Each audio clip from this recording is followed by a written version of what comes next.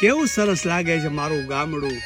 Vacation પડે અને ગામડામાં જઈએ, મમ્મી પપ્પા દાદા દાદી આપણું કુટુંબ હાલ ને ભેરું ગામડે, અને ગામડાના ગોંદરે એને ઘટાદાર વડલો હોય અને એ જ વડલા નીચે આપણે નાનપણમાં ઝૂલ્યા હોઈએ.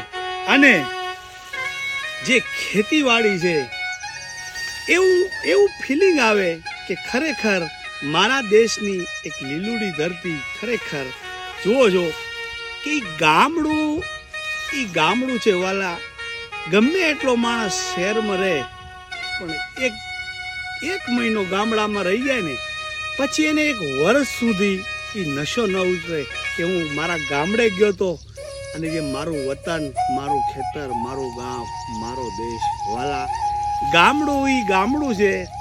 અને આ તો ભાઈ બનાસકાંઠાની નીલોડી ધરતી. હું અત્યારે દિયોદરની ઉત્તર દિશામાં ઊભો છું. અહીંયા ખરેખર અજબ ગજબ સ્વર્ગથી સોહામણી આવી બનાસકાંઠાની ધરતીવાળા. આ ધરતીને વંદન કરીએ. ખરેખર અહીંયા કંઈક સંતસુરા અને દાતારોની ધરતી અને લીલોડી ધરતીવાળા. અહીંયા મોજ છે એટલી સાહેબ મોજ ક્યાં કહેશે વાલા.